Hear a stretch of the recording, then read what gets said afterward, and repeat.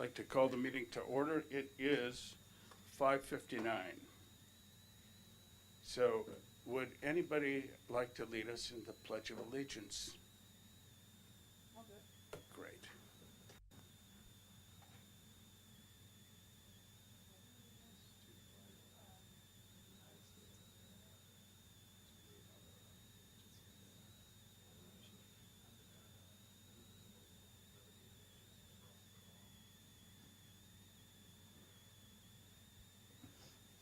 Will the clerk please call the roll?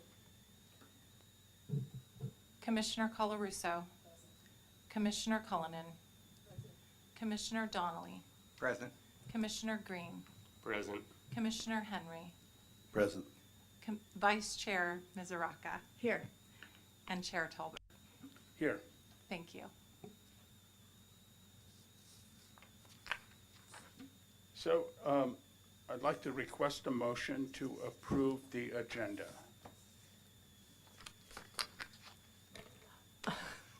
Sorry.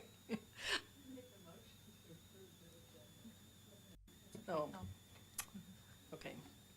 Yep. Oh, I move to approve the agenda. Second. Commissioner Colarusso. Are we? Yes. Commissioner Cullinan. Yes. Commissioner Donnelly. Yes. Commissioner Henry. Yes. Yes.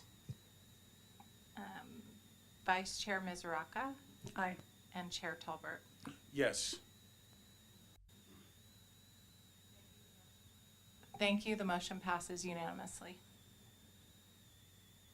At this time, members of the public may comment on any item not appearing on the agenda. We ask that you keep your comments to 3 minutes or less. Under state law, the commission cannot discuss or act upon matters presented under this item at this time. For items appearing on the agenda, the public will be invited to comment when that item comes up for commission consideration. Upon being acknowledged by the chair, please step to the podium and speak into the microphone. Begin by stating and spelling your name. There's nobody here to make a comment.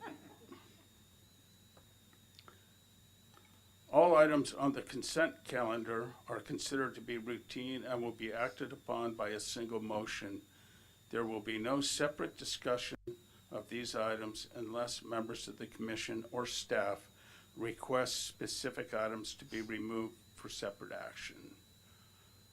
Public comments. I'd like to ask for a motion and second from the commission. I move to approve the consent calendar. Second. Commissioner Colarusso. Commissioner Cullinan. Yes. Commissioner Donnelly. Yes. Commissioner Green. Yes. Commissioner Henry. Yes. Vice Chair Mizuraka. Aye. Chair Tolbert. Yes. Thank you.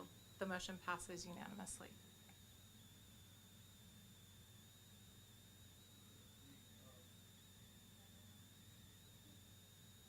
Next up is presentation and discussion of the use of e-bikes in Sonoma. I'd like to turn it over to, I think he's getting a bicycle. Yeah, and Chair Tolbert, I can give a bit of an introduction here as the chief is getting prepared. So just wanted to, this is an item that I know that the commission has had an interest in discussing and receiving information on for several months now. As we all know, the use of e-bikes is a hot topic of discussion in our region, throughout the state, throughout the country, really. And so have asked and are grateful that Police Chief Brandon Cutting is here this evening to give us an overview, his perspective from law enforcement, what they're seeing, and any information that can be shared from his perspective about the use of e-bikes. I will share we're not here to take an action this evening. This is informational for you all to receive the latest on local and state laws around the use of e-bikes and scooter laws and how that may impact and how usage may come into play in our parks, pedestrian pathways, and other public spaces. So it'll be an opportunity to receive information and ask questions. And so with that, I'm going to turn it over to Chief Cutting. Just as a point of information, can we validate that the demonstration is visible on the camera? I don't know if we have a way to see that. Anybody dialing in? I can, when I talk about it, I'll move over to it and it should track down on me. Yeah. First off, Commission, thank you. Brandon Cutting, I'm the police chief for the city of Sonoma. I've been here a little over 3 years, almost 3.5 years now. And e-bikes, when I began here, were not really a problem. When I started, what it was were kids on human-powered two-wheel bikes that were doing wheelies around the plaza on the market nights, and that was the big problem at that time. We've moved from human power to electric and motorized at this point. So that's really what I'm here about. And I want to make sure that you, the commission, the community, and mostly parents know that there are many, many laws that govern the use of these e-bikes. They are not ignored in the vehicle code item. They are well addressed. And that's what I'm going to go through first is the laws that are in place currently about these items. And then our local ordinance that further regulates based on parks and trails and sidewalks in certain areas. So I'm going to start out by explaining that Vehicle Code 231 identifies that an electric bicycle is in fact a bicycle and subject to all laws that bicycles are. Vehicle Code 312.5 parent A is the vehicle code that defines what qualifies as a legal type 1, 2, or class 1, 2, or 3 e-bike. And that's the only types of e-bikes that are lawful on the street.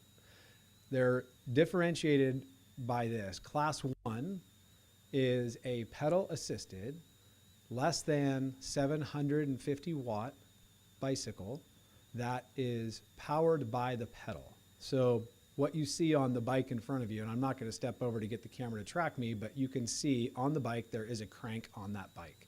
There's a pedal, not a peg like a motorcycle, but a pedal. A type 1, or class 1, 2, and 3 must have an operable pedal. A class 1 cannot exceed 20 miles an hour, and it has to be less than 750 watts. Class 2 is the exact same as a class 1, except that it has a throttle. A throttle being anything that the hands operate outside of the pedals. So a class 2 could be, you can accelerate with the throttle at the same time that you begin pedaling, but the throttle is what makes it go faster and forward. Also not exceeding 20 miles an hour. Class 1 and class 2 are the most legal. Anybody of any age can ride a class 1 and a class 2. Class 3, also pedal assisted, also less than 750 watts of power, can travel up to 28 miles an hour. You must be 16 years of age to ride a class 3, and you must wear a helmet, no matter what your age is. E-bikes, as I already said, are treated as bicycles. So if they are not an e-bike, they would have to have insurance and registration. But because they're considered a class 1, 2, or 3 e-bike, they are not required to have registration or insurance. And although a class 3, you must be 16 years of age, you do not have to possess a driver's license. And then the Vehicle Code 21200, parent A, it just explains that everything that a vehicle or any other conveyance of travel on the road has to follow, all the laws they have to follow. An e-bike has to follow the same, as does a bicycle. Right-of-way, stop signs, speed laws, side of the road you're traveling on, signaling, everything. There is no difference in an e-bike, a bicycle, or a vehicle as far as vehicle code goes. Are we following so far? So where can you ride a lawful class 1, 2, or 3 e-bike in California? By California law, not by city ordinance, but by California law. So class 1 and 2 can be ridden anywhere a bike can be. Sidewalks, roadways, bicycle lanes, the bike trail or pedestrian trail, as long as it's a shared space between bicycles and humans, then you can ride them on those. It doesn't matter if it's a human-powered or an electric bicycle, class 1 or class 2. They can travel on those roads and they are independent. So if you see a sign that says no bicycles, it's no e-bikes. You don't have to have a separate sign to say no e-bikes if it says no bicycles. Class 1 and class 2, and you'll see when I get to the city portion, there is an exemption on our bike trails for a class 1 and a class 2 because they're more bicycle-like than motorcycle-like. Class 3 is more motorcycle-like. Here's our Sonoma ordinances. 10.74 is titled Bicycles, Skateboards, and Like Vehicles. And 10.74.010 states that bicycles, skateboards, roller skates, scooters, and tricycles are lawful on public sidewalks, pedestrian paths, and bicycle paths. So when you hear someone say you can't ride your bike on the sidewalk, it is not accurate. It is not accurate for state law, and it is not accurate for Sonoma Municipal Code. Section B says it is unlawful to ride in an unsafe manner or what puts pedestrians at safety risk. So Section B is what, when you see someone riding too fast on the sidewalk, that's what they're violating. They are allowed to be on the sidewalk, and we're going to get to the next section, which is the exclusion of bicycles on sidewalks. And that is Section C, and that's the plaza. So you cannot ride a bicycle on the sidewalk near or across the street from the plaza. So First Street West, First Street East, Spain, and Napa Street. On either side of the road at the plaza, you may not ride a bicycle, skateboard, or any means of conveyance across those sidewalks. You have to get off and walk in that sidewalk area around the plaza. There's a park code we'll get to in a minute that also describes the internal side of the plaza, which says the exact same thing. You may not ride a bike in the plaza. Section D, so no motorized anything on city sidewalks, with the only exception being motorized conveyances designed for those with a physical disability. So an electronic wheelchair or electric wheelchair, or any of the mobility scooters that you see out and about, those are lawful in the plaza and in these sidewalks around the plaza. So section 10.74.011, motor-driven vehicles prohibited on the bicycle paths. So the path just down the street here, except for authorized personnel, no person shall operate any motor-driven vehicle, including a motor-driven bicycle, scooter, skateboard, or similar device onto or along any city bike path, except Class 1 and Class 2 e-bikes. So Class 3, I already said, goes up to 28 miles an hour. You may not ride a Class 3 e-bike on the bike trail. It is precluded by signage and by code. I will state that if you pull this code up, 10.74, there's some additional language in there which I don't show under Section A, which says that they have to be less than 1,000 watts. This ordinance was written in 2014.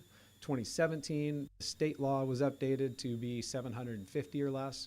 I'll probably have it on a pretty soon on the council agenda to modify and update the municipal code to come in line with state law. State law prevails though because it's less than, and you cannot expand state law with the city ordinance, so it is 750 watts regardless of the ordinance language on the wattage.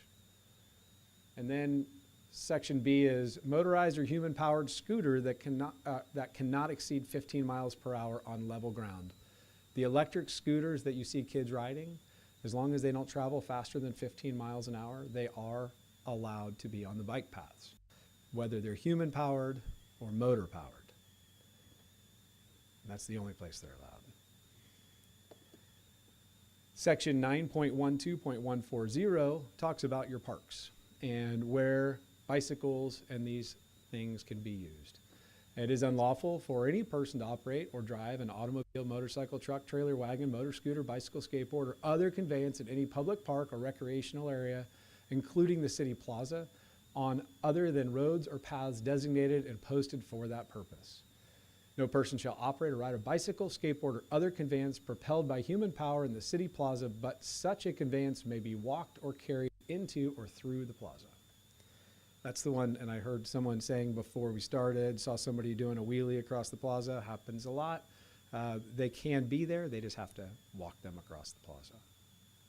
This is the signage that most of the city has. The one in the top left is on the plaza itself. You see it's a little dingy, but below the language which says no bicycles are the codes which regulate those items, and I've just read you several of those. Some of the other ones are about climbing in trees, and I don't know if smoking's on that one. No, it's not on that one on the top, but it's on another one. And then the Montini Preserve says no bicycling. The middle sign there is on the trailhead right here on First Street West, and the lower part of it says no motorized bicycles. Just to point out that Type 1 or Class 1 and Class 2 are not considered motorized bicycles for the exclusion. They are included in the ability to use the bicycle trail. And the top right is the Overlook Trail. Some of you have some significance to that, and it says no bikes on the trail.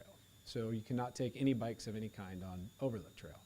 The lower one is the sort of temporary signs that have been put up around the plaza. I think there's about 12 or 14 of them around the plaza. And on there it says very tastefully, you must walk, or please walk your bicycle across the plaza. If you've been to the Tuesday markets, there is the Bicycle Coalition does come down, and they do have a safe parking for bicycles.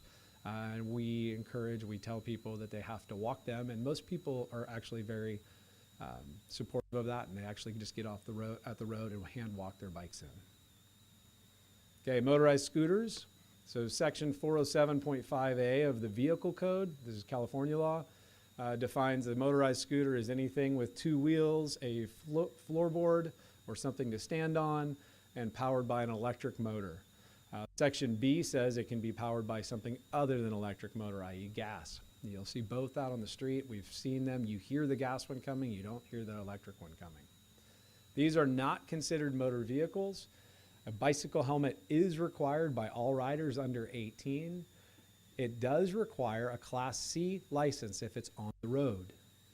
The rider is subject to all vehicle codes and driver safety laws as motor vehicles and bicycles, and it cannot be operated on roadways that have a posted speed limit over 25 miles an hour unless they are in a Class 2 bike lane. Must be operated in the bicycle lane if one exists. You're mandatory to be there. It cannot exceed 15 miles per hour. Regardless of how fast it can go, it cannot exceed that speed. And only one person can ride it at a time. What do you call everything else other than a Class 1, 2, or 3 e-bike? So those are the legal ones. Everything else is a moped, it's a motorized bicycle, or it's a motorcycle. If it has more than 750 watts, and I'll show you in a minute when I step over to the bicycle itself, if it has more than 750 watts or can exceed 28 miles per hour, it requires Department of Motor Vehicle registration, insurance, and a license to drive. And some of them require either an M1 or an M2 motorcycle endorsement through the Department of Motor Vehicles. The other side of this is the peg or pedal. So you can have a Class 1 or a Class 2 e-bike, lawful e-bike, and you remove those pedals from that e-bike and you put pegs in, much like a footrest for a motorcycle, and it is no longer a Class 1 or Class 2 lawful e-bike, it becomes a motorcycle. So if you buy a Class 1 or 2, 1, 2, or 3 technically e-bike, and you do not put on the pedal, it is no longer an accepted Class 1 or Class 2 for the sidewalks. And the pedal can't just be applied, and I'm going to show you how this one actually does work, but some of these come, so you just stick the pedals on, or you can put a peg on. Neither actually has a function, they're just there for looks to appease law enforcement when we go by. Those are the laws. Do you have any questions about, before I get into this particular bike, the laws that I've talked about? Anything I can address before I demonstrate on this bike? I know it's a little confusing.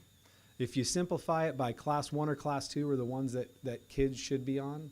Class 3, if they're over 16, they can be on, but probably should not because they still travel faster than safe speed for a bicycle. And anything else is an illegal bike unless it has registration. Pretty simple. Let me show you. Oh, go ahead. I'm sorry. maybe, is this the right time to ask, what has been the record of enforcement, stop and ticket for violations of these city codes? So, And also, do you have any reports of injuries, both either to the bikers or to pedestrians? in November of last year, we had a scooter, an electric scooter. So the stand-on handlebar, two hands on the handlebar type. We had a scooter that was traveling at about 28 miles an hour, and it ran into the back of a Mini Cooper who was traveling with the right-of-way at a stop sign, and the subject put his head into the back window. What appeared to be very seriously injured ultimately ended up being a few stitches. If you've ever seen a head wound, they bleed a lot. It didn't look very pretty at the time. We were very concerned. Ultimately, he was a minor. I don't remember his exact age, a high school student, and he was treated and released from the hospital. At that time, this was in November, and we started really I started presenting a lot at school board, through the school district, and at the school sites about the laws, concerned that parents coming in at Christmas time were going to start buying these items for their kids. I'll say we did not see an uptick in the number of e-bikes that we were seeing on the streets as the weather started to get nicer. And I know you see a lot of kids out and about now, but even last night at the market, just driving around and trying to identify and see how many e-bikes I see, it was not a significant, I'm not seeing an increase in those week after week, as I kind of thought we would. I am seeing more kids recently on human-powered bikes, which I like to see. Kids need exercise. They don't need to just sit and throttle. So as far as statistics on enforcement, I will be very honest with you when I say my goal is not to cite kids. I do not want to create any issues in a young person from being able to obtain their license at 16. If I cite a 14 or 15-year-old child for riding a bike out of class, that does affect their ability to get a license. What I think is the parents are more responsible for putting their kids on these e-bikes than the kid is for riding it. If you were given an e-bike at 14, you would ride an e-bike at 14. Your parents should know what you've been given and whether it meets the standard of the law. So at this point, most of our enforcement has been education.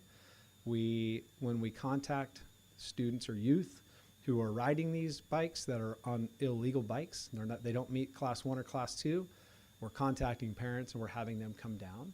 We're trying to do in-field education and explain to them that this bike is not legal and explain why, and giving them the opportunity just to take the bike and remove it. The law allows us to seize these bikes, much like the one I have here, from them, and we can keep them here at the police department until a parent comes and accepts them and does whatever they're going to do with them. The goal is that we have one contact about the lawful riding, whether it's doing wheelies, riding the bike with just pegs, or out of class, even helmet laws. We're really just trying to work on education right now because it's such a increasing thing. And citing kids, I don't know that that's the solution. I think education is probably the better source.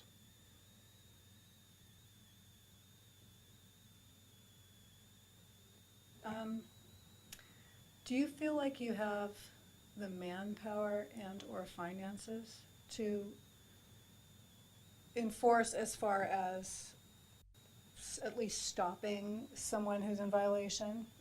So manpower, yes, but so I will be very clear. I will not pursue a child on an e-bike.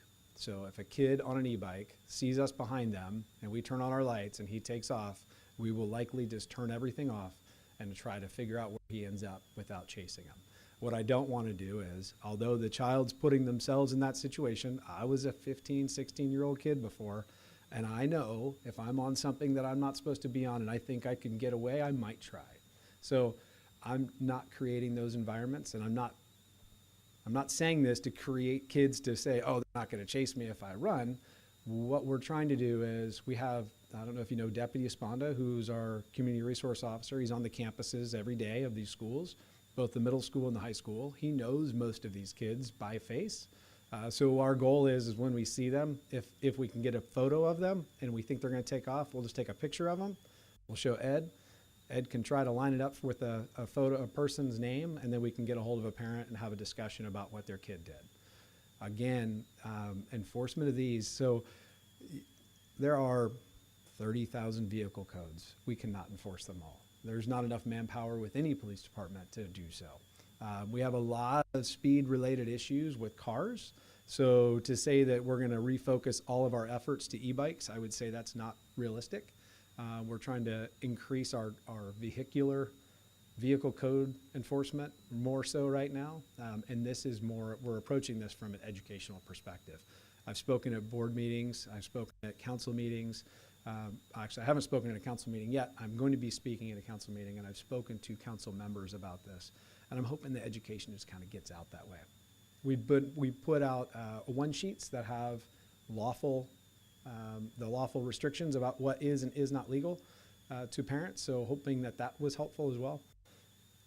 I will tell you, yesterday, as a case in point, I was driving down Broadway.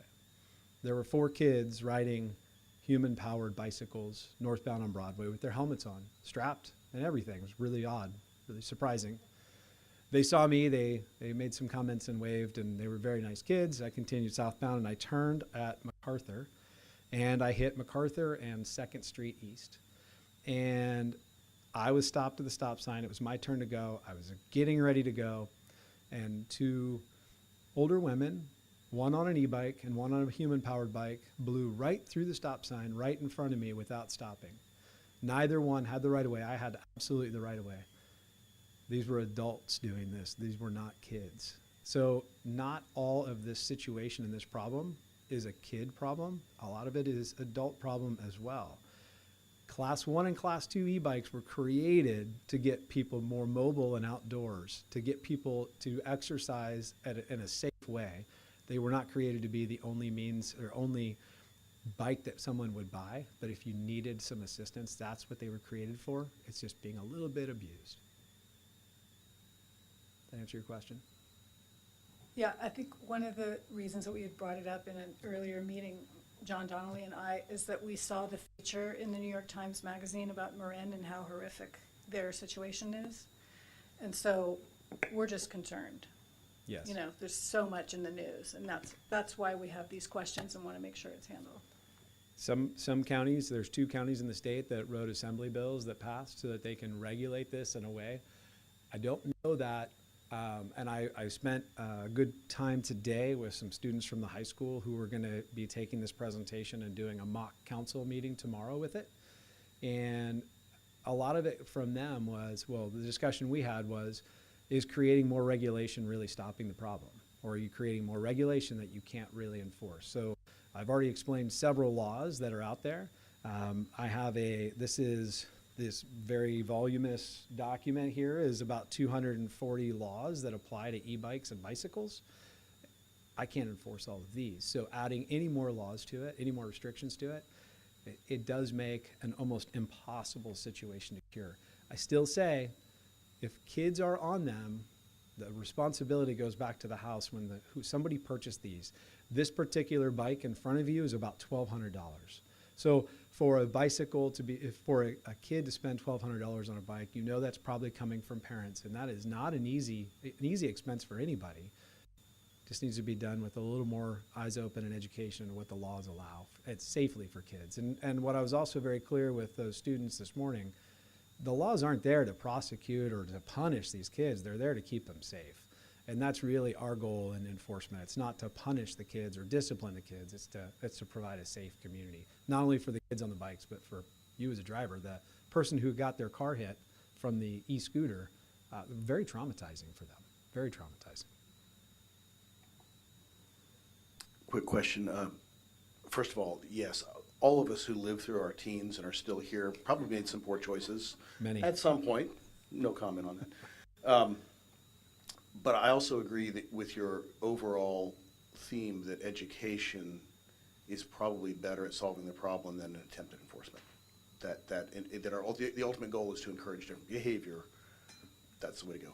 My question is, are there any other tools, or is there either something promoted by a bicycle manufacturer's industry or the state or anyone who has put together a video, a training video, anything like that, that you can use, and maybe you go and tell the parents, look, I'm not going to do anything now, but please have your child watch this, and you watch it with them, and then we'll go forward. I don't know if there's any tool like that that you have at your disposal. Yeah, I don't know if you read my mind, but yes, there is. So California Highway, there was an assembly bill that passed last 2023 that required CHP to come up with a certification video, and there's actually an online through CHP's traffic safety webpage, and I will make sure that Dave gets a copy of it and he can forward it along to you guys. But it is a video that kids can watch. It actually has most of the vehicle code laws that they need to know when they're riding a bike. Right-hand side of the road, what a bike lane is and is not, stop signs, what they mean. Also, it has the classifications of these e-bikes and what are lawful. Parents can watch it too. At the end of it, there's a test. If a kid wants to get a certification for it, they can do so. There is some insurance capabilities through that so that a kid could, or a family could potentially insure one of these items.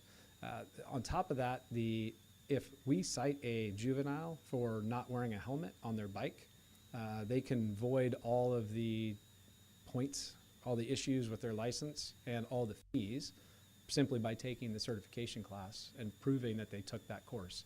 And then all the fees are waived and that citation goes away. So yes. And then the Sonoma County Bicycle Coalition also has a lot of information on their website related to the types of bikes that are lawful. I have a question. Have you gone out to the parent-teachers associations? And because I walk the bike path every day, and I know about some of these bicycles. They're quiet. You know, they don't have like artificial noise coming out of them, so they come up behind you, and you know, there's a lot of older people walking on the bike path, and they're not really, they're giving no notice that they're coming up, and to your point, they don't know the rules of the road, so they don't know where they're supposed to be. So I would say the parent-teachers associations, or Yes, so I haven't been to a parent-teacher association meeting. I do speak at the school board meetings, and I've spoken since November.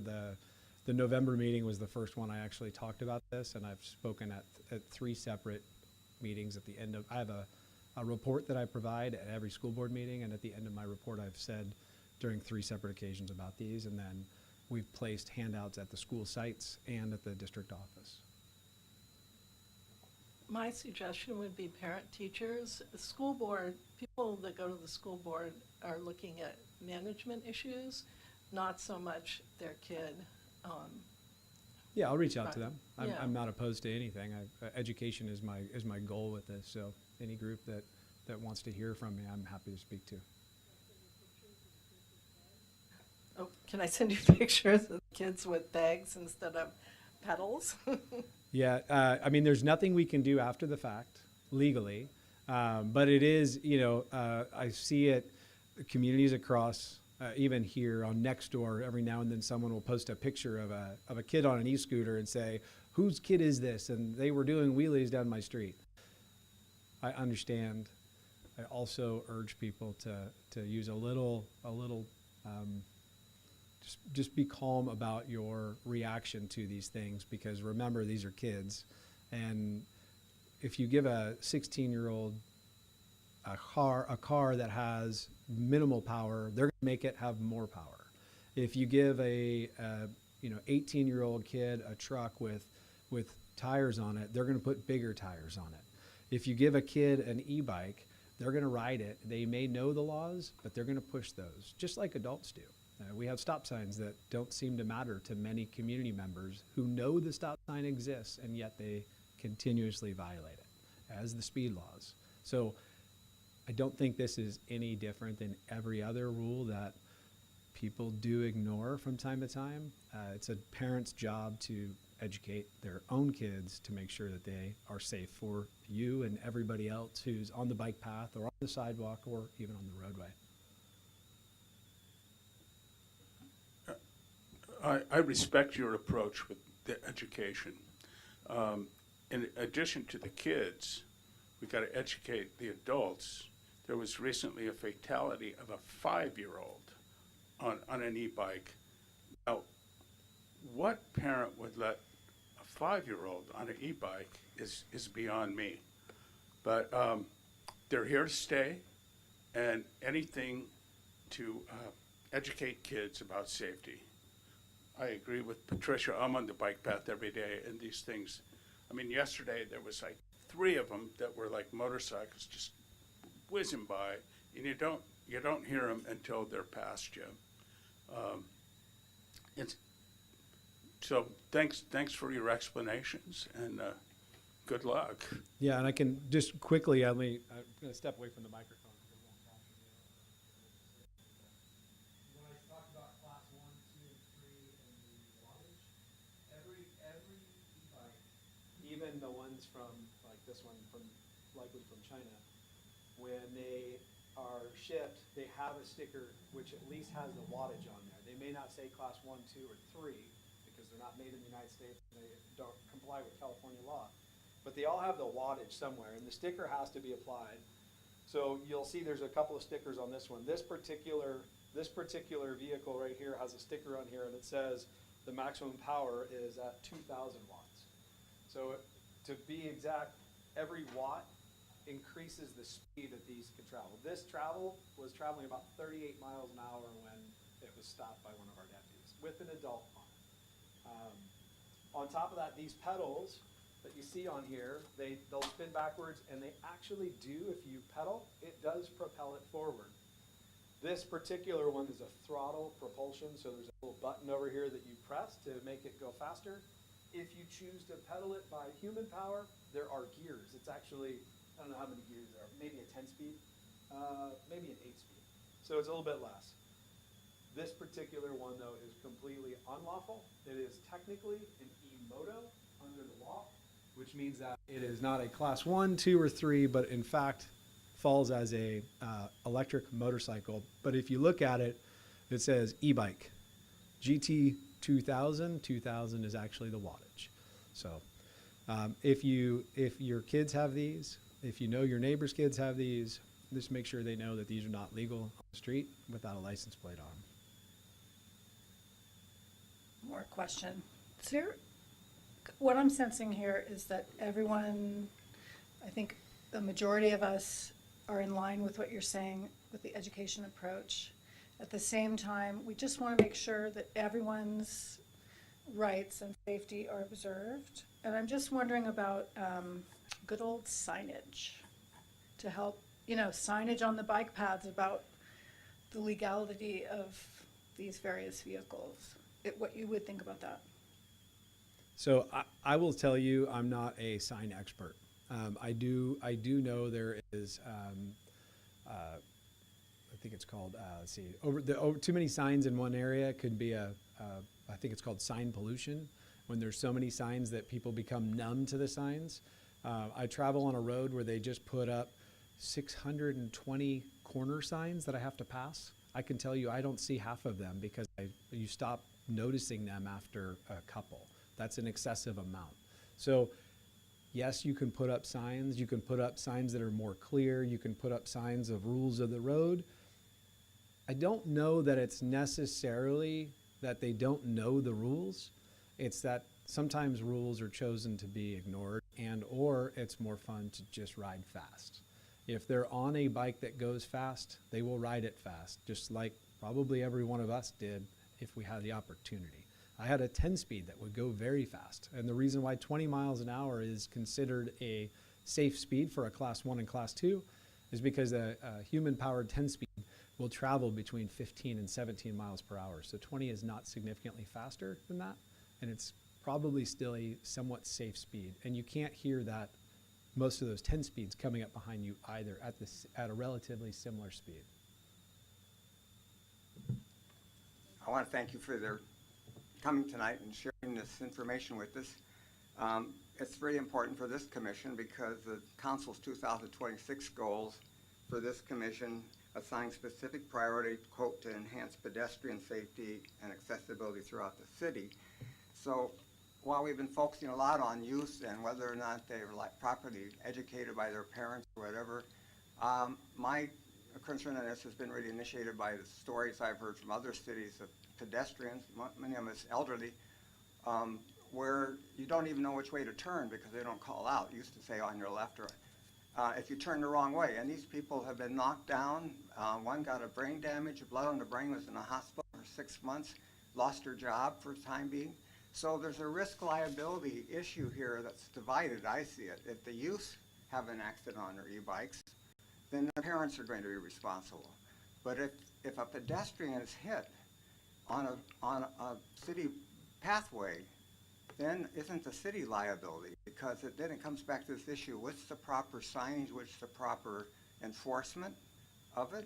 And it's just, for example, many bike paths, I don't know if ours is wide enough because of the width of the bike path, but they have a yellow line down them, so at least you know which side you should stay on if these things go flying by. So that seems like something we should look at to see if we can better enhance the pedestrian safety on these bikeways.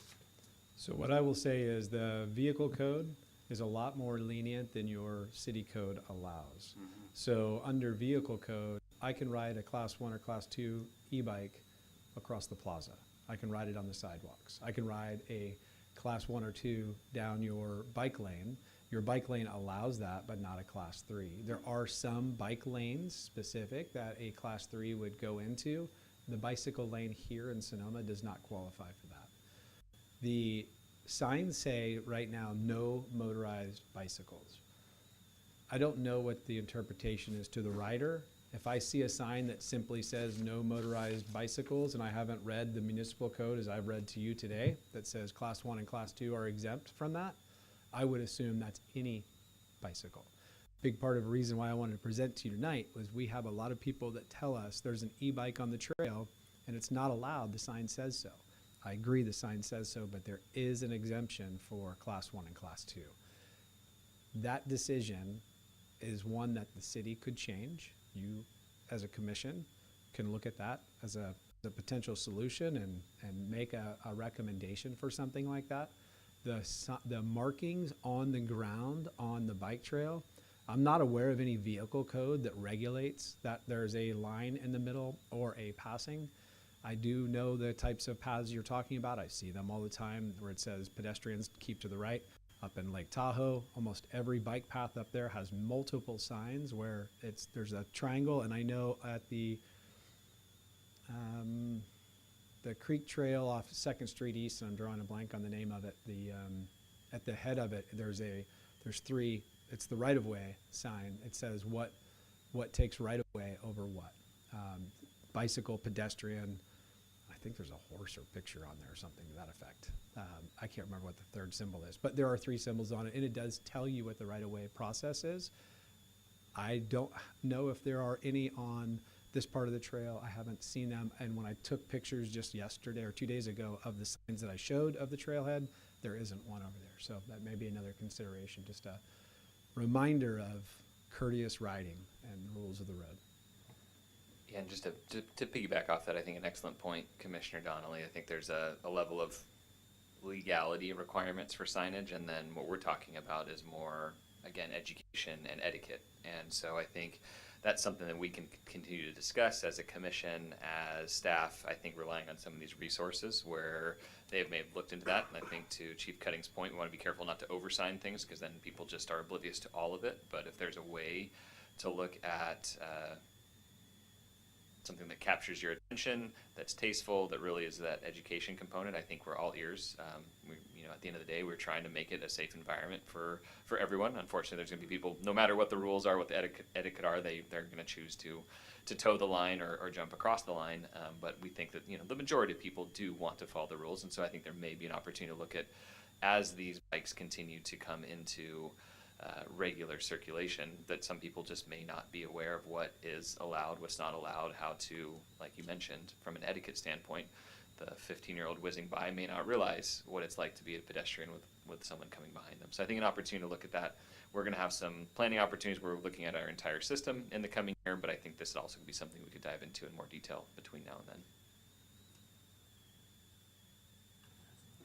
I would just love to see at some point, and maybe that's being developed, is the research behind which angle is the most effective. Education, enforcement, signage, et cetera. I'm sure that other municipalities have something like that. So if we get our hands on that, that would be great. So I can tell you, I speak with the chiefs from Sonoma County every month. Petaluma had a very strict enforcement on this. I think they seized something like 25 bikes in just a short month period, and they were replaced. They still have the same number of bikes on the street. They still have the same problem. They still have kids zipping around on them. I'm not going to say it was ineffective. I think it sent a message to the majority of the community, but they're still a fun item to ride. Kids still like it. Adults still like it. So they're still going to be out there. You can't stop them unless you live in Marin or Southern California, Santa Barbara County. I think those are the only two that have the ability to say none, zero. Everybody else, we have to have tolerances to them. If there's no other comment, thank you very much, Chief Cutting. Thank you. Appreciate the information. Appreciate your time.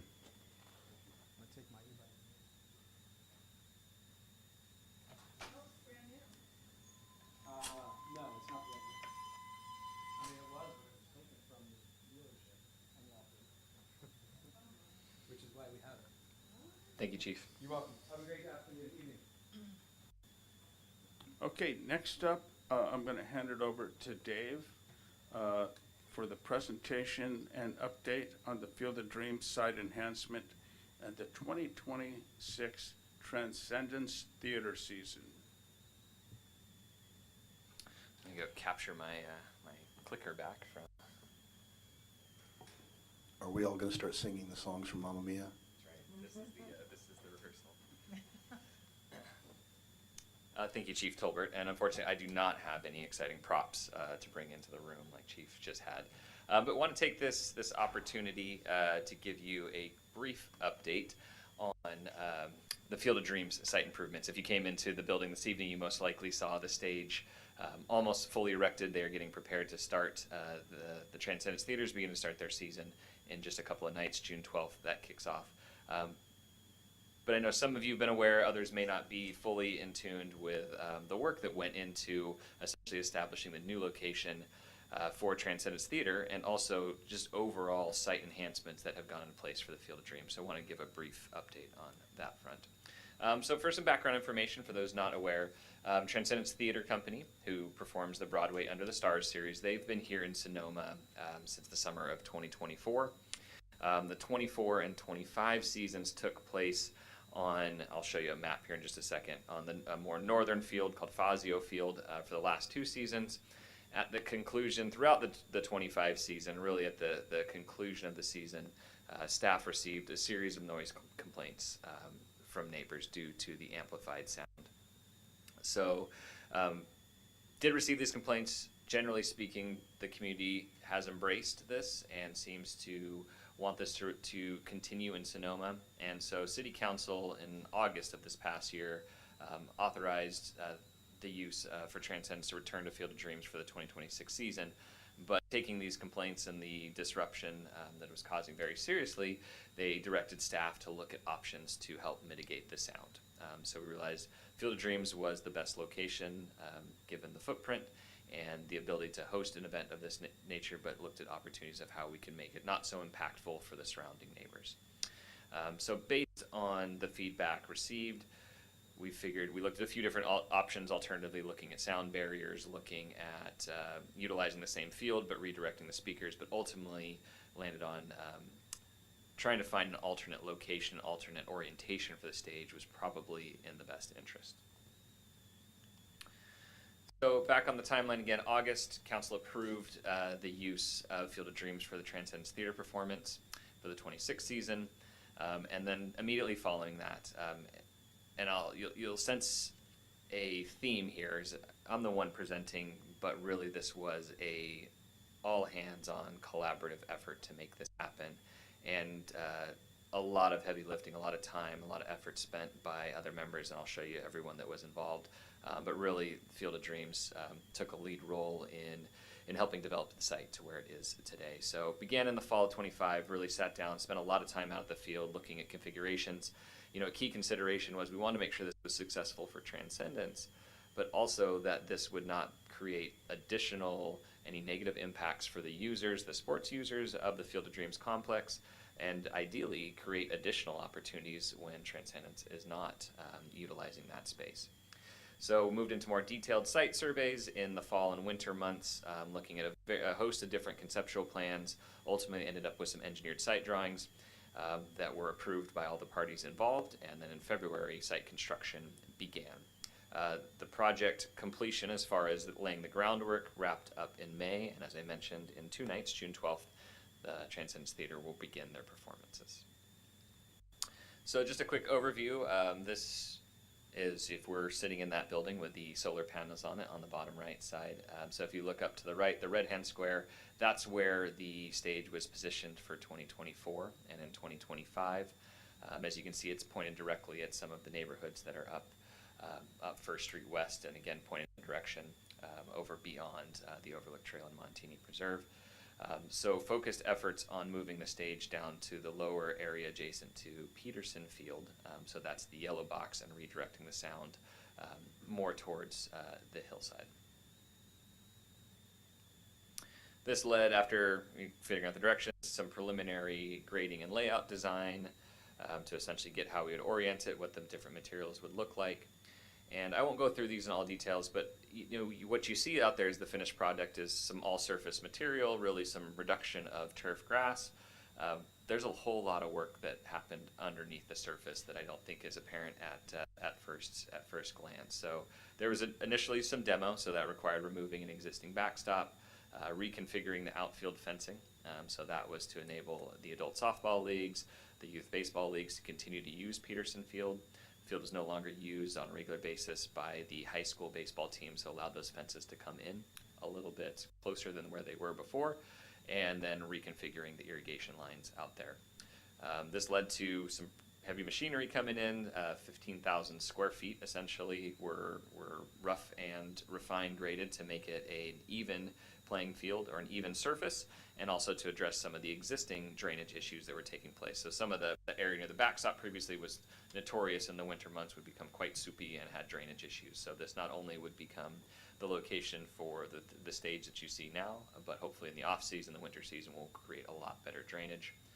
That also included a new underground drainage system that connected to the existing storm drain, as well as the addition of a bioretention basin kind of at the southern end of the construction site.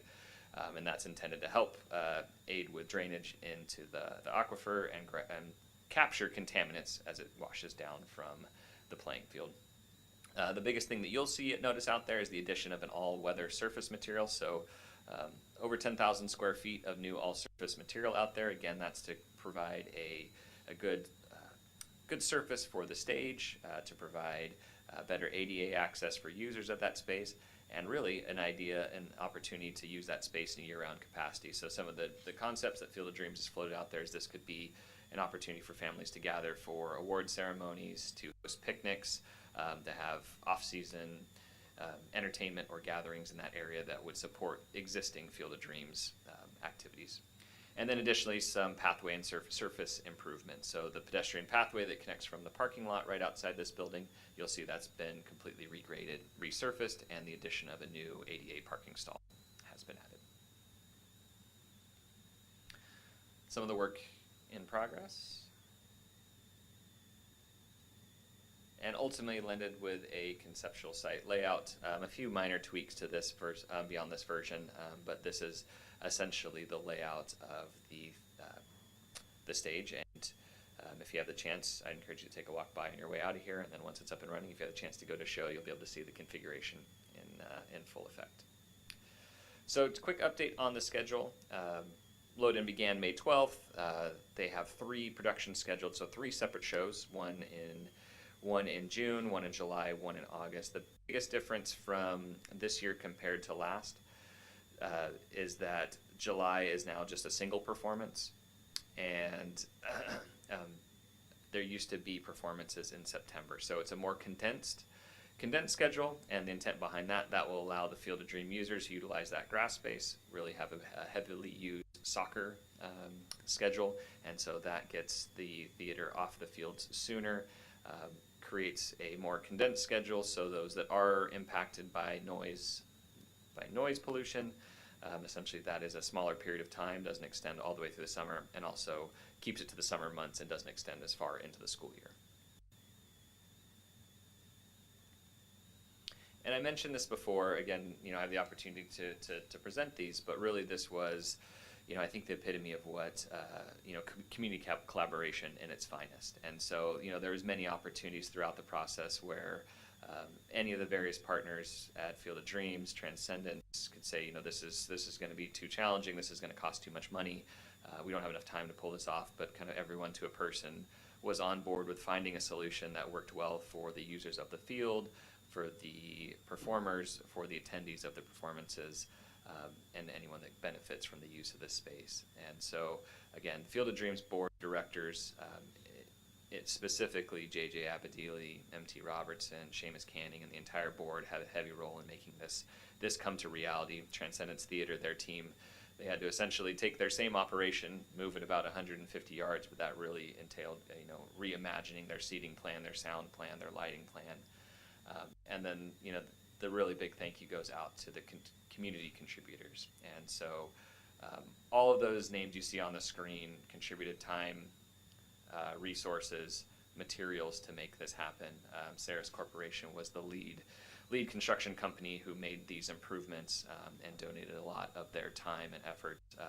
As was shared to me, they have, a lot of their family members helped actually build the Field of Dreams initially, and have had family members come up playing on it. So I know it was a rewarding job, but not a small job nonetheless. And Chad Mall Design did all of the design work behind the scenes, and then you can see a whole host of others that made this happen. So we're excited to get the season underway. I'm personally excited to see how the field is utilized in the off-season as well.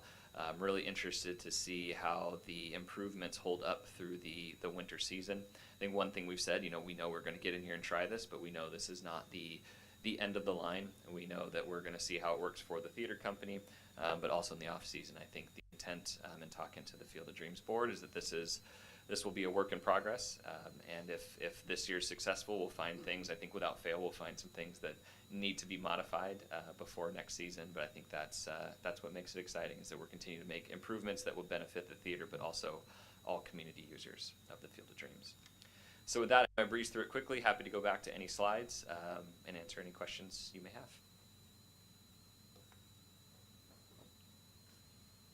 have. I think it's a real benefit to the community to have Transcendence right here. Since I walk here every day, I've seen the progress on the whole project, and it's really been impressive, especially in the last couple of weeks when Transcendence has come in with their stuff. But I noticed they have a generator. Is there a long-term plan to provide adequate power without a generator? Yeah, that's a great question, and I think short answer is yes. And so that was contemplated for this year, and actually some conduit was put in place. I think a piece of it was we wanted to make sure that wherever the stage was placed this year was actually the final landing spot before plugging it in. So we actually do have some sleeves that run underneath, and so some smaller 110 outlets where actually you've got some cords running through, but the intent would be to get away from a generator in the long run. I'm just wondering if anyone has looked into the wildlife impact of the sound going up into Montini.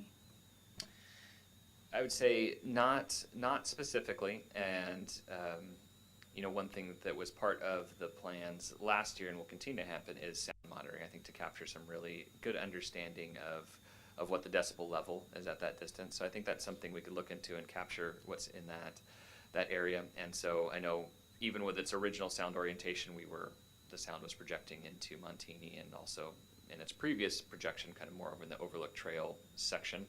So I think that would be something to continue to get a better understanding of. And I think, if you look out in that direction, we're very interested to see how that sound, anytime you get sound involved, how it may bounce off of certain elements and reverberate to different areas. So short answer is no, we haven't specifically studied that, but I think that would be something for us to keep an eye on. I believe the Ecology Center could give a quick answer. Do you know offhand the hours of the productions? Is it like 6:37 start or? 7 o'clock, I believe, is the performance start time, and then are done by 10 p.m.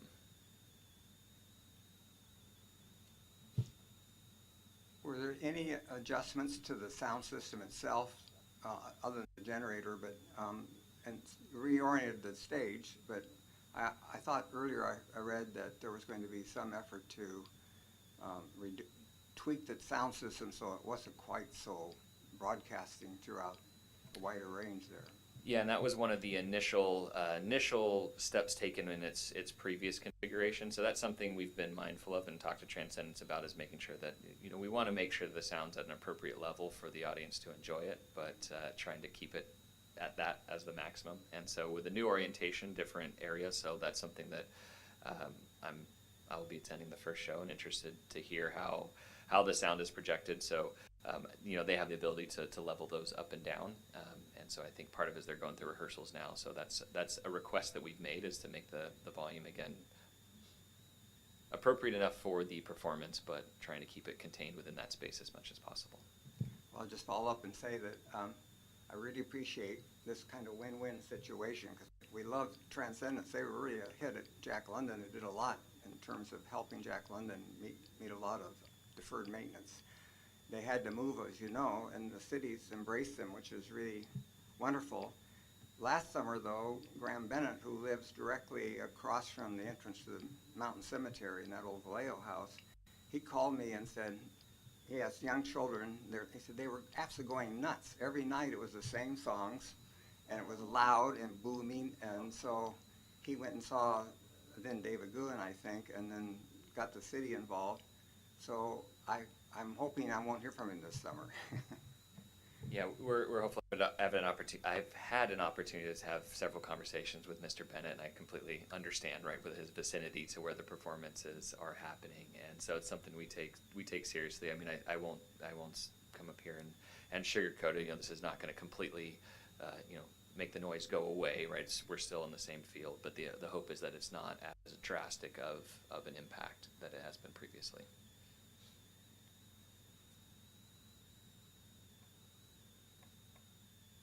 So moving to 4.3, again, we'll turn it over to Dave for an update on the 2026 Summer Recreation and Activity Guide. And I'll just state for the record, I know all the commissioners can see that there's no one in the audience for us to call upon for public comment, as I know not everyone can see that, but we certainly will pause if there is someone here present.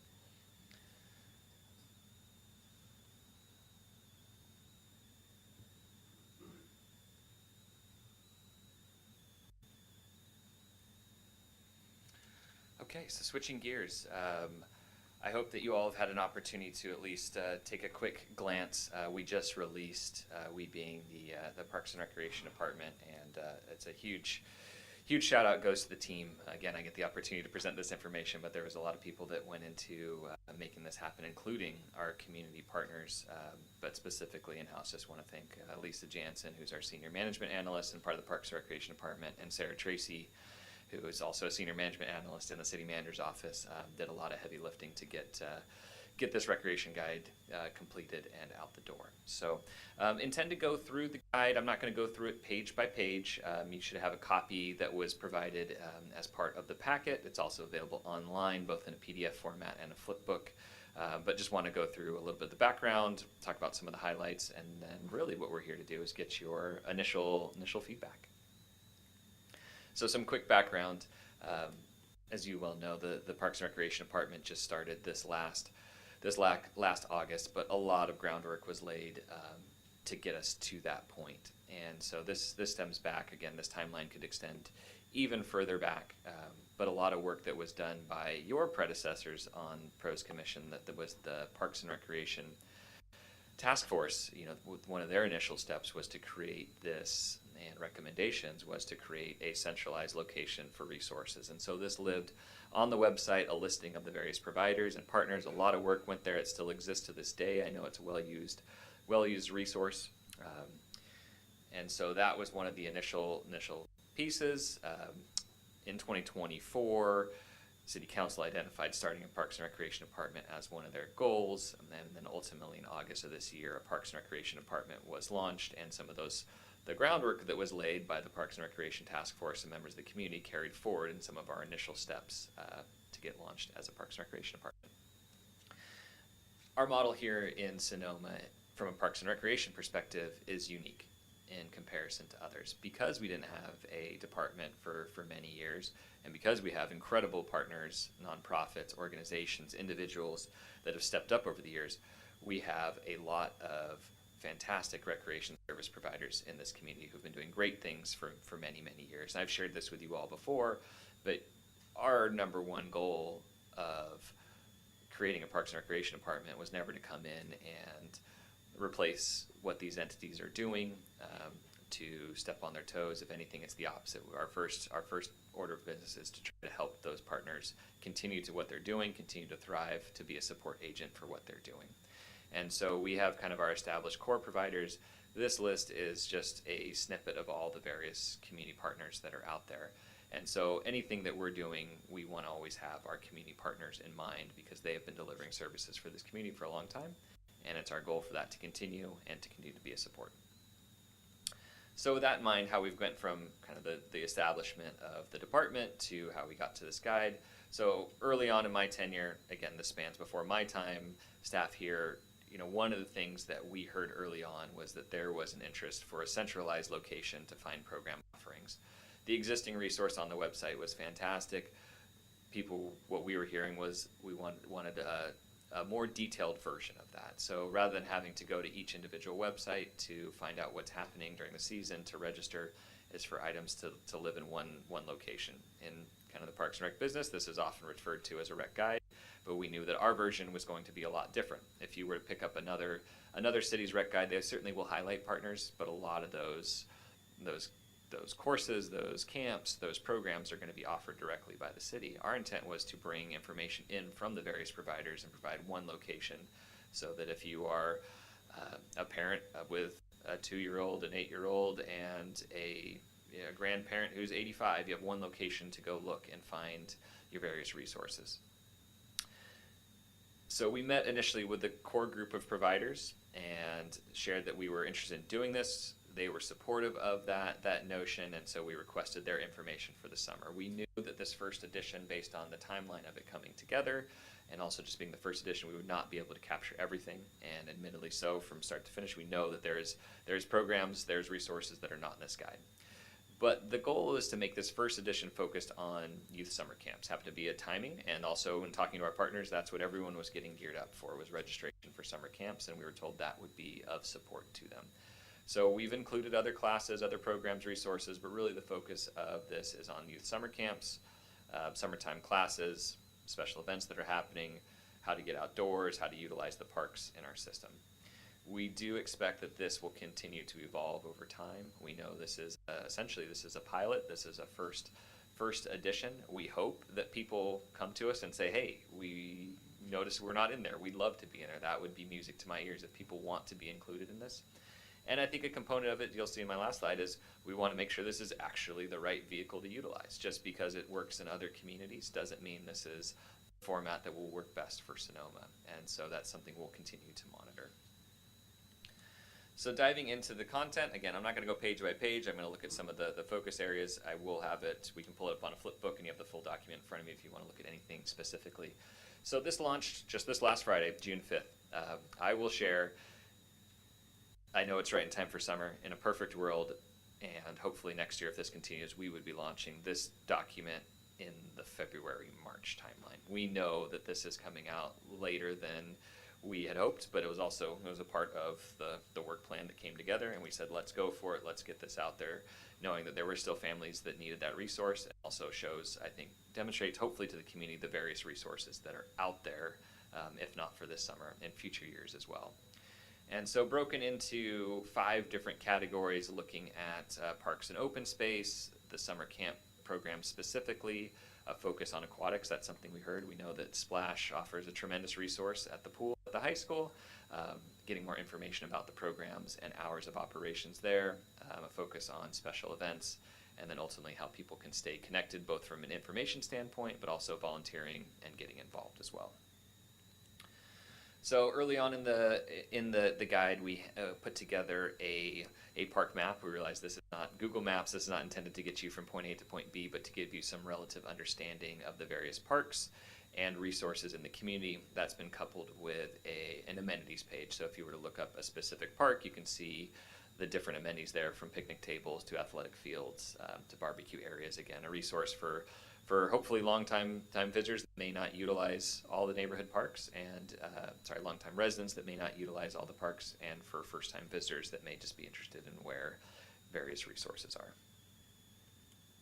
Moving forward, we put together tables for summer camps, and so this was something we worked directly with our partners on, in that we broke it down by week and then also by age, so that if you had a specific age bracket you were looking for, or specific weeks of the summer, you could get a comprehensive look at all the camps that are offered on any given week. We know some families are looking for summer camps for all 9 weeks, other ones need one specific week. We've even heard some people reaching out that, hey, they're going to be visiting for a week, or they're visiting their grandparents for a week, and they want to know what's going to be happening in town.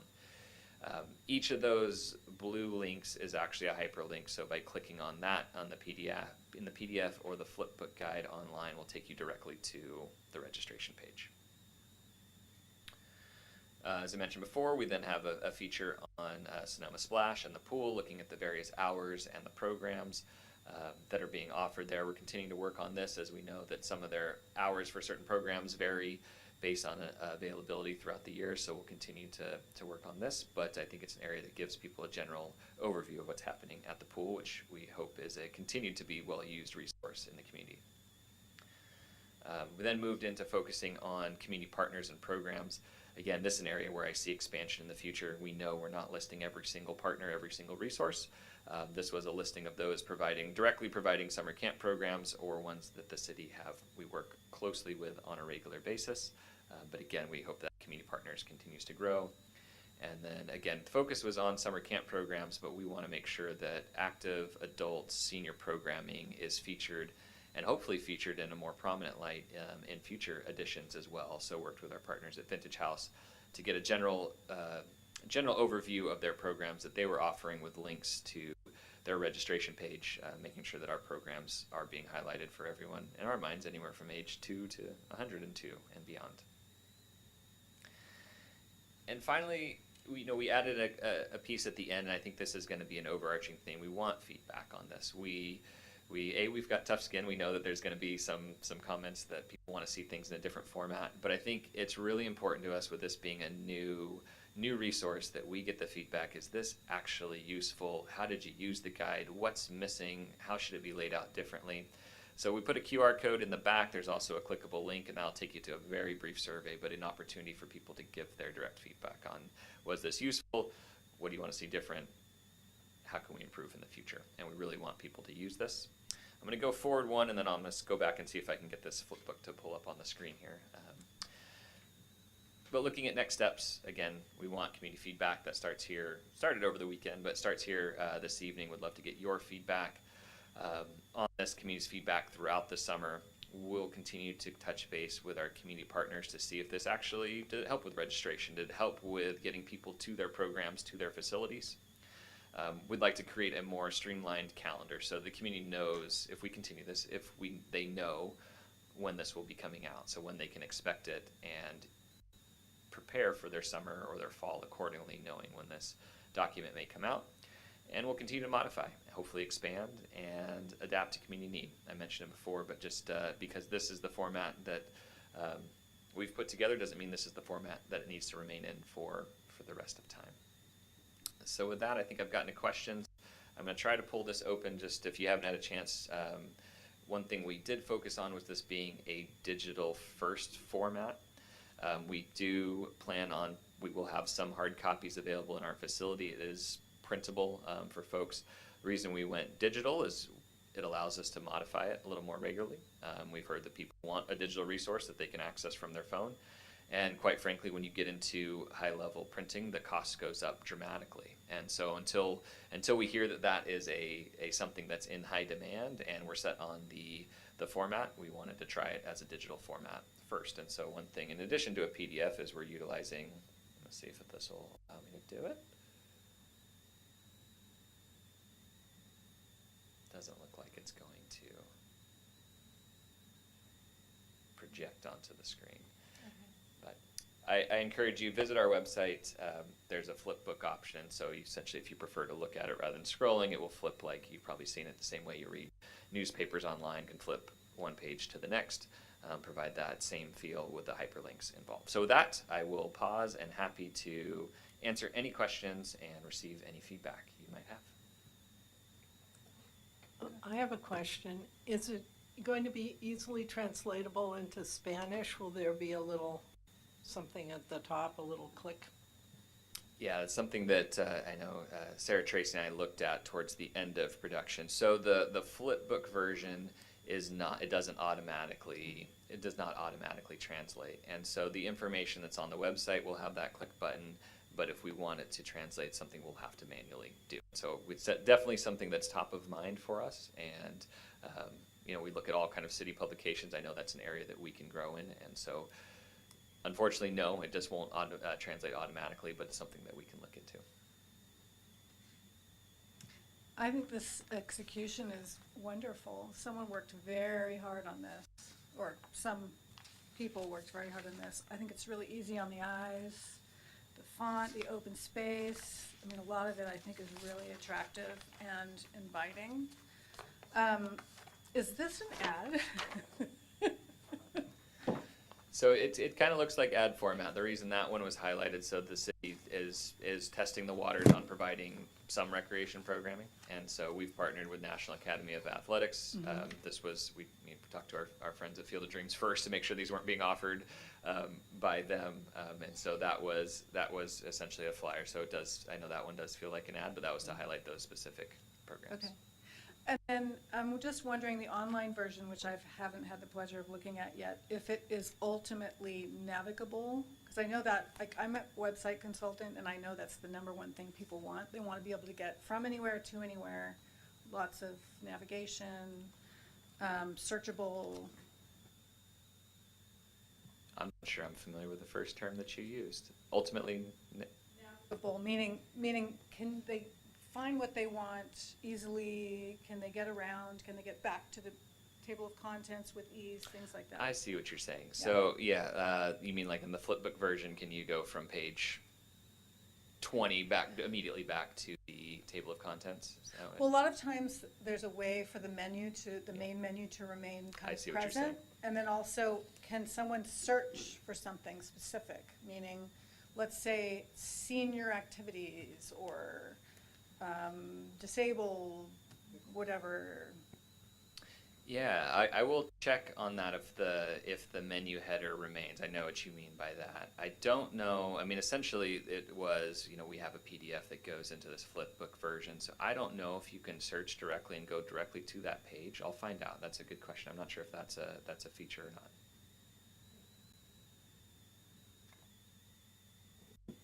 I thought it was very well done. I think that it's really very user-friendly. I appreciate having the amenities page available for people to use. You know, what if grandma has a wheelchair and needs to be able to sit down, that kind of thing. I think it's really good, really easy to read. I love that you've got it all laid out by week. I think that, you know, in thinking of people that are coming for vacation or tourists that are also here, that, oh, I'm here the week, the 15th to the 19th, let me see what's available. And so they, you know, kudos to all the work that you did. As a parent, the cost is really prohibitive. And so that's, if I had any concern, that is really the only one. I know this is the first time around, and as more people get involved, or maybe periodically during the summer, that there can be a couple of lower cost options, not by calling it out like, oh, this is where the people who can't afford the big camp goes, but just really trying to weave that in. But great work on the. No, thank you. That's important feedback, and I know that's something we've heard. Is there not? I think there's an opportunity for more low cost options. I know each of the partners do, in some way, shape, or form, do offer scholarships, but I know even that can be limiting for certain individuals based on the cost of certain programs. So, point well taken. I'll add a bravo and a thank you. This is my 5th year on the commission, and we started when the Community Task Force on Parks and Recreation, Karen Collins and Steve Page, kind of hit the wall, and they left an online directory of some of the parks. But finally, we got this wonderful resource, and I really appreciate it. Is it Lisa Jensen and Sarah Tracy who said were the hard workers, the worker bees on this? Please extend our thanks to them. And it's just really, and also we now have the Parks Department and a director. Thank you. Thank you, and I will definitely pass that along to them.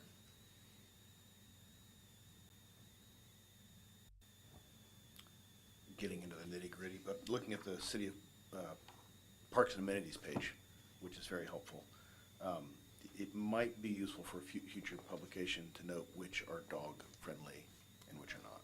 I know that's a big issue for a lot of people that has been raised. That's a great point, and we'll see. I don't want to make promises, but part of it being digital is we may be able to make some modifications on the fly, so we'll see if that's possible, but a great point.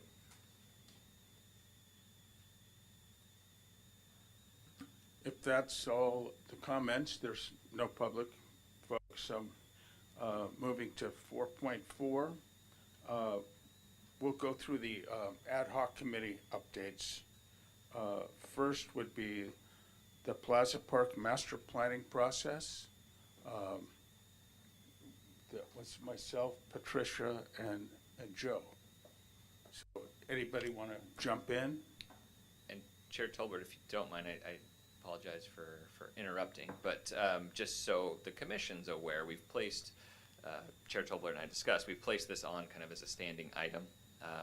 We recognize not every ad hoc has had an opportunity to gather and meet, and as we move through the year, there may be times you have no report, and that is perfectly fine. So we put this on as a standing item to give you all an opportunity to report on anything that you've been working on, but we don't expect, if you haven't met, obviously don't expect to report, and we don't expect to report at every meeting. So I just want to preface it with that.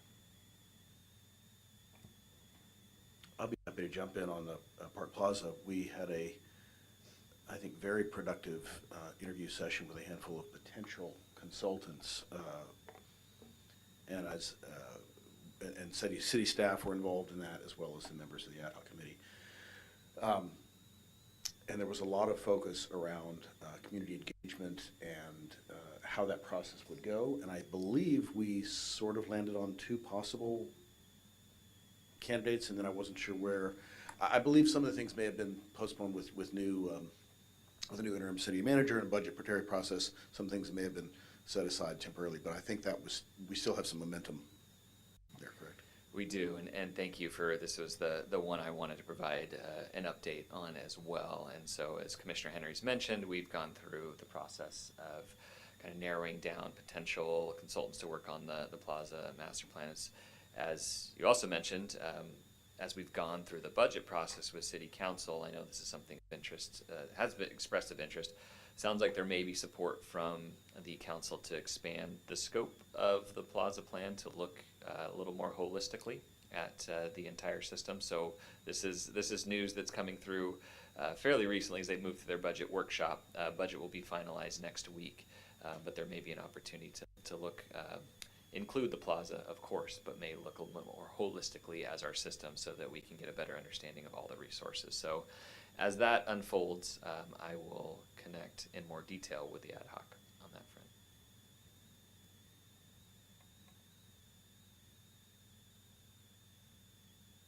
So the development of a West Side Sonoma Park, any update from Jessica or Joe? Yeah, we didn't, And that's, I would say, perfect We timing. weren't I have, asked to I have, meet. I have another update for you on that front. So, nothing has changed on that. Still, council priorities. But during the council workshop, council reiterated that this is a high priority for them, and so something that we will be pushing forward. I think expeditiously on to come up with design and community outreach on that front. So we are absolutely due to meet as an ad hoc. Can I ask a question?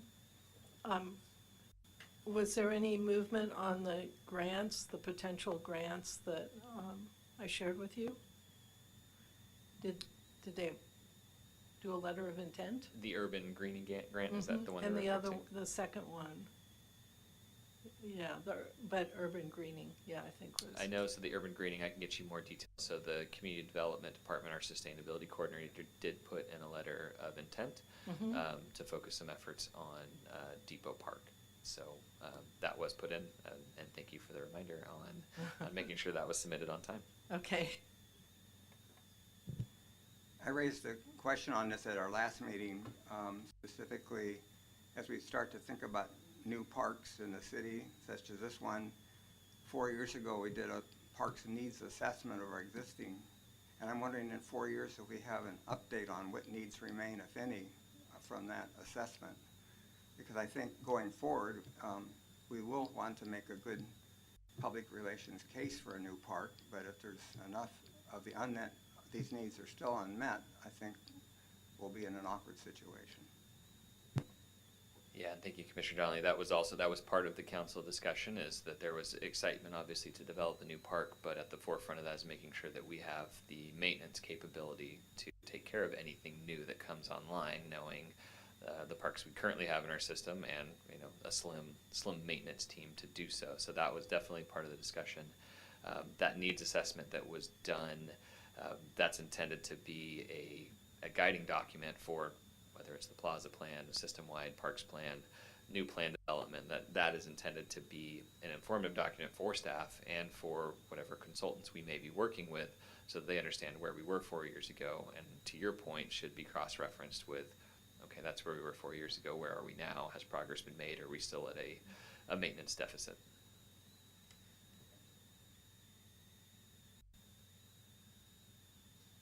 And then number 3 is the community activity needs and programming gaps. That would be Joel and Lisa and myself. We got together once with David and his staff. It was productive, and I think Joel's got an update about tomorrow. Yeah, I've gotten all of the youth presidents. I think most of them are coming tomorrow. So we're going to meet here at 6 to kind of reach out to them and see what the city can do to help them out. Because as you guys all know, like Dave mentioned earlier, all these organizations are volunteer run. And so any help that they can get from the city, financially, advertising, anything, would be beneficial. So just kind of getting everyone in the same room and help people get on the same page and see how the city can help out with the new Parks and Rec department. So that's tomorrow at 6. I also wanted to call out that Lisa took the input that we had at the meeting and the discussions that we had during the meeting, and you could see it represented in the guide, so thank you. And thank you for saying that. And Commissioner Green, I should have brought this up as part of going through the rec guide, but I think that knowing this, that's one aspect that's also not reflected in the guide that we hope to be in the future, is to really represent our youth sports organizations as well. And so I think an opportunity to highlight what they're offering and make sure the community knows about it as well. So we see this as a marketing tool to support the partners. So hopefully we'll hear more on that front tomorrow night. Yeah, and we're just starting with the youth sports. Then we'll kind of reach out to the bocce, all the other organizations as well. Just this is something easy to start with.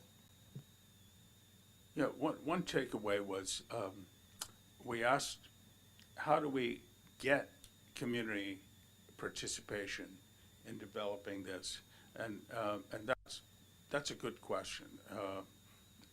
But we got a good starting point, so there we go.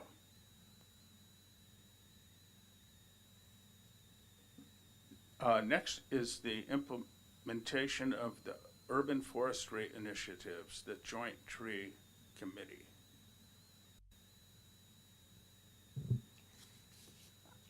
I think we're waiting for Jennifer Gates to convene the Joint City Tree Committee, which consists of our commission as the City Tree Committee, and also the Climate Action Commission and the Planning Commission. And so I'm hoping that maybe you could speak to her and see if we can get some momentum going on that. In the meantime, something rather shocking happened at the last council meeting, May 20th. This was the applications by developers for 3 very luxurious homes on Brazil. It's been in the works for some 10 years, I think. And the developers and the attorney for them, in saying they accommodated all the requests from the city to meet the hillside requirements, and now having to meet the state-mandated Caltrans and insurance defensible space requirements to remove trees within a certain perimeter of these houses, the lawyer and the developers asked for an exemption from the city's tree replacement,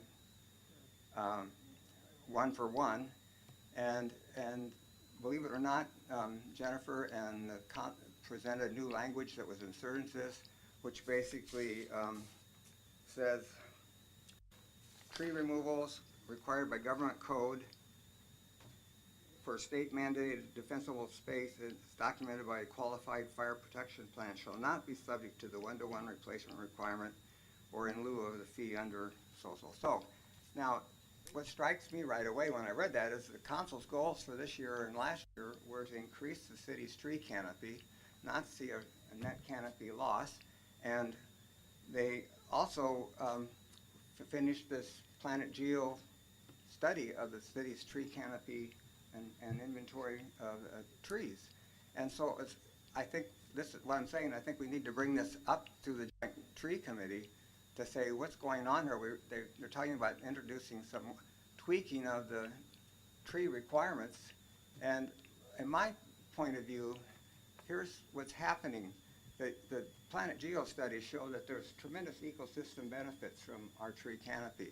So now you have 3 developers, private developers, getting permission to build a house. They want to remove these trees and not and mandate with the state code, but not have to comply with the city code for tree replacement. So they're getting the benefit of being insured and the cost, of course, removing the trees to them. But the ecosystem benefits of these trees, which were estimated in the Planet Geo report, something like every year they think that from carbon storage, carbon sequestration, and also so forth, that total annual benefits from Sonoma is $547,000 for the entire tree canopy, and that equates to about $1,300 per acre every year of canopy loss. So we're shifting the social community benefits of the ecosystem benefits to the community. Those weren't replaced. At the same time, we're exempting them from any new trees. So what I see on this is that we need to go back with this Joint Tree Committee, and I'm sure the Climate Commission will accept this, and the Planning Commission too, probably, that we need to establish a tree fund for the city, and then instead of saying, okay, you have to at least pay into this fund to plant trees somewhere else in the city along these greenway pathways or wherever we want it to develop. But the council, in my judgment, looked at these luxurious 3-home developments and waved this off. If there'd been affordable housing asking for this exemption, then the council would have had a goal conflict. They really are committed to affordable housing. But this seems really something that is a red flag for us. Do you know if there are many trees? I'm sorry? Do you know if there are many trees at these 3 homes that are likely to be subject to the tree ordinance as opposed to trees that are? My thought is, did they really need this exemption? Because if what they're clearing out is brush and scrub for fire, those are not generally going to be subject. If it's not something that's a naturally crowning bush, my understanding is that they're generally not subject to the tree ordinance. Now, I may not fully understand the tree ordinance, so please correct me. But I can answer the question. If it's 6 inches in diameter or larger, it's subject to the tree ordinance. And these numbers, this one-to-one replacement requirement, I don't know, if you look back on prior meetings, videos, I'm the one who keeps waving this flag, but it's minuscule. The in lieu fees and the replacement requirements are minuscule compared to surrounding municipalities. The numbers come from 1992. I mean, it continues to alarm me, the disconnect between the goal of tree canopy goals and what actually manifests. And actually, it's not being paid attention to. And quite frankly, John and I, this is our last year here. So I'm waving my flag at you all also, just to know what's going on. And I don't know if the council actually completely knows how inert we are. And even the Joint Tree Committee, you know, the last meeting we had, the data was presented. We weren't allowed to ask questions about it. We weren't allowed to question the data, which it turns out isn't entirely accurate. So it's quite alarming to me personally. One piece I will follow up more on.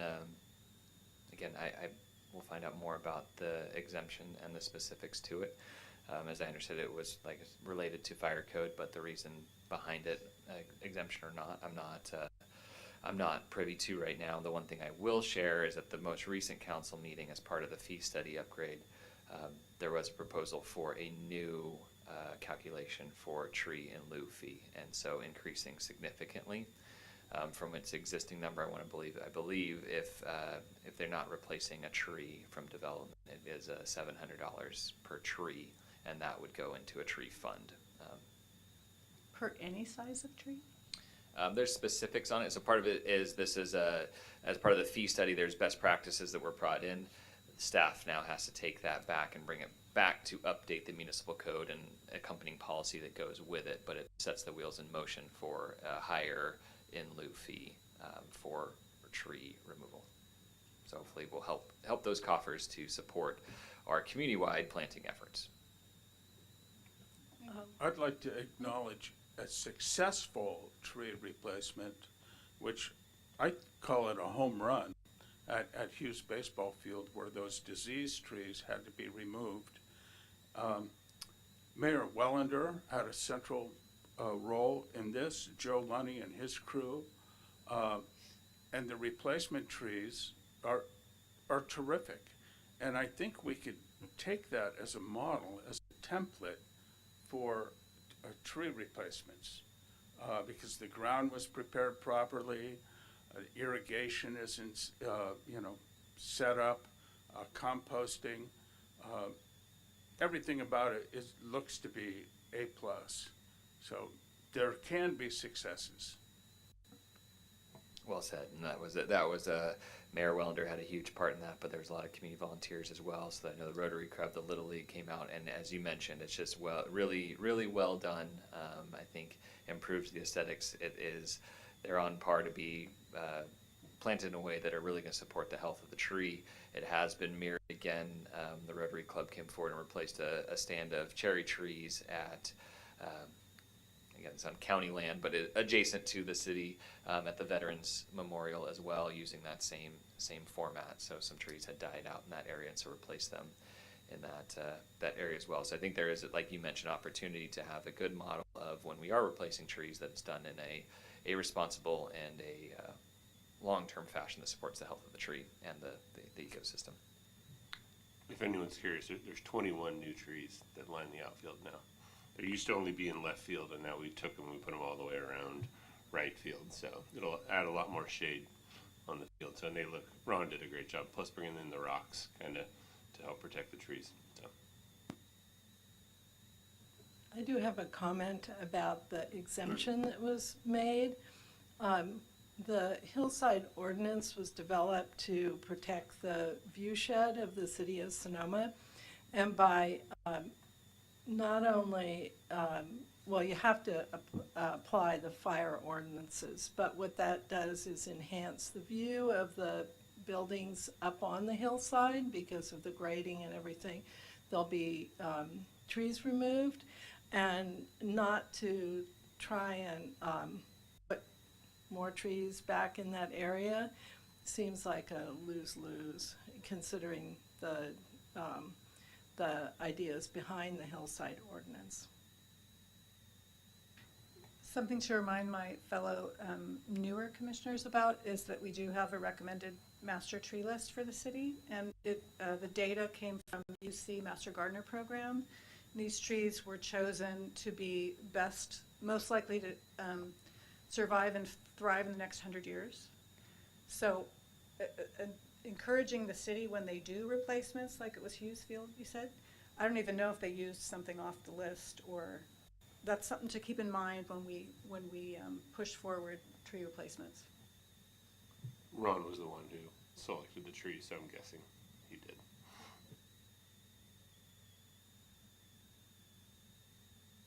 So I think we have one ad hoc left, and I think I can speak on behalf of them. I don't believe that ad hoc is met. This is for the visioning of Depot Park, and again, I think the timing on that, the reason they haven't met, some of this, as you've noticed with 2 or 3 of these, are somewhat budget driven and part of the upcoming fiscal year goals. And so I know as part of the budget proposal going forward next week we have a certain amount of funding set aside to do some studying on the old cottage building that's there in Depot Park, as well as I know that there's some post-dated CIP to make some upgrades to the Depot Park restrooms and bathrooms that is anticipated to get underway next year. So I think the timing is right for that ad hoc to get together as soon as that budget is passed and we have some funding to work with.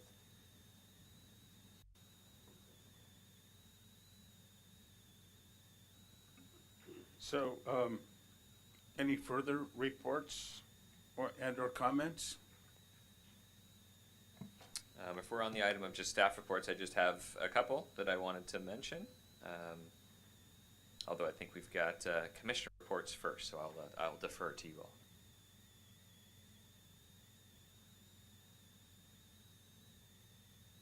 Oh, I thought I just did. Any reports or comments from the commission? I'll just go back to where we left off with the ad hoc committees that we discussed. Do you know when we're going to present the PRO's 2026 goals and work plan to the City Council? The other commissions, Planning Commission, Climate Action Commission, Culture and Fine Arts Commission, have all been on the council agenda. It seems that we should be filing our goals so that we can get that dialogue going with the council on what we're doing to support their goals and be in a position to give them good advice. Yeah, we're working on timing for that. So Cultural Fine Arts Commission is in the same boat. They actually have not. So it's just climate action and planning. So some of this I will wear the blame for with getting a full trip around the sun to understand how the calendar works here. I'm accustomed to it happening at different times of the year, but I know climate action and planning just went forward. They're the only 2 commissions that have presented there, so we've requested if the council would like that. I've shared our goals with them, so they're well aware. But if I'm hoping there's an opportunity for us to share our goals, and then also, really an ideal world, we present at the beginning and then come back with a status update at the end. And one more comment.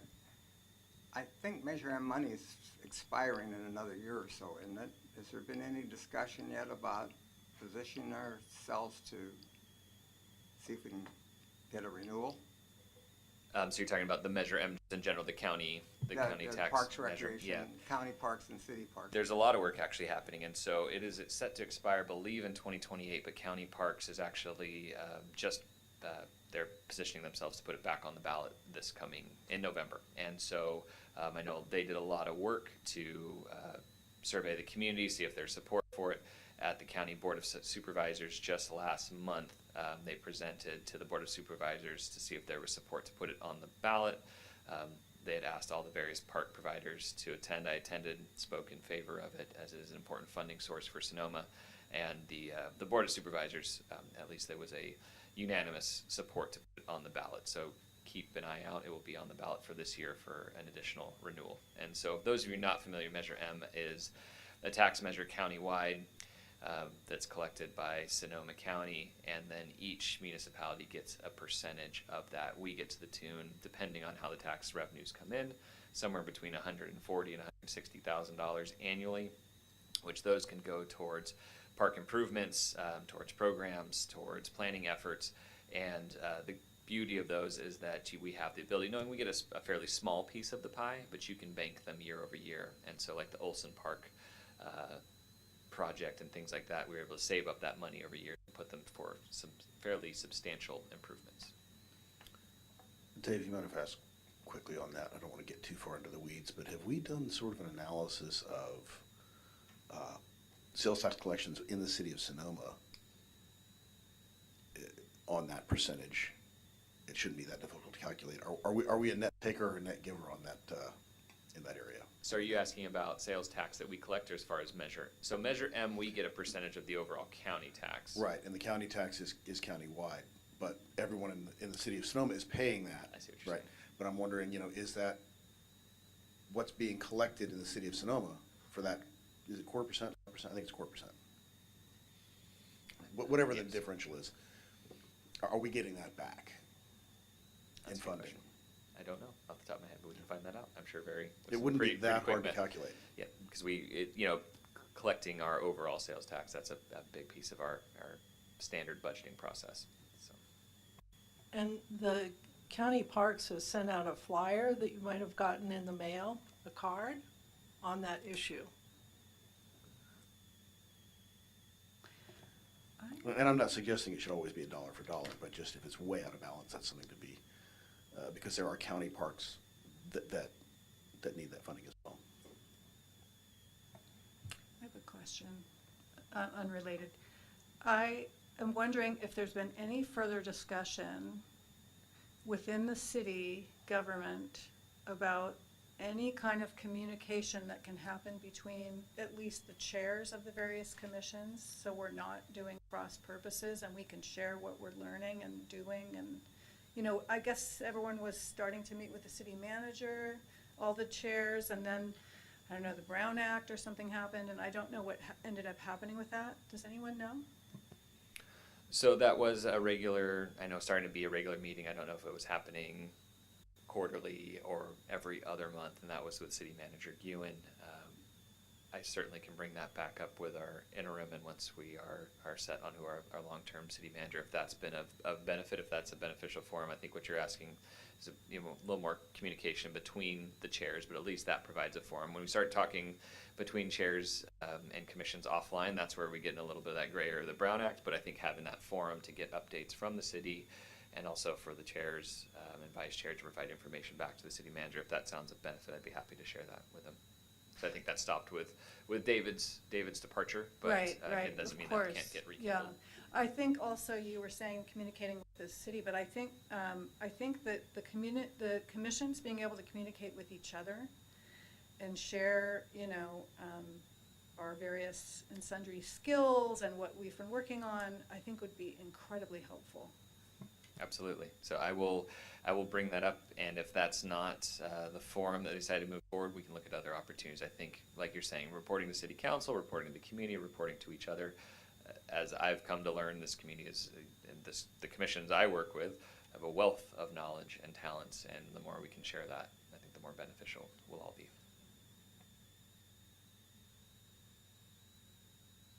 Are there any further staff reports or comments? I will be brief. These will be a little event heavy here, but 'tis the season, right? Summer in Sonoma. So I mentioned this before. Transcendence Theater begins their productions this Friday. This weekend in the Plaza is Flag Day, and Chicken Barbecue event is on Saturday.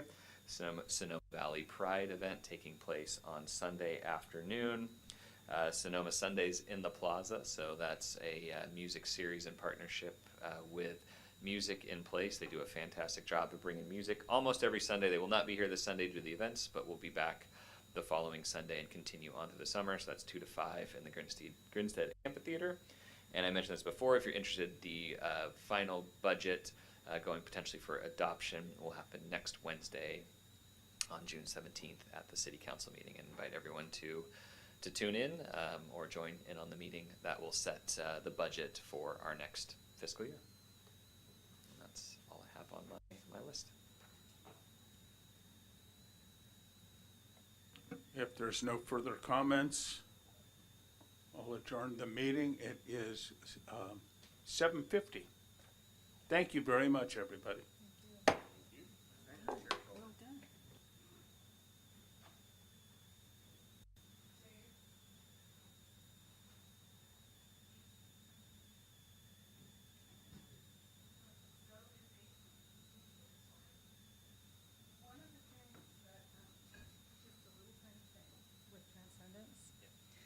I don't know if they're still gonna be bringing in their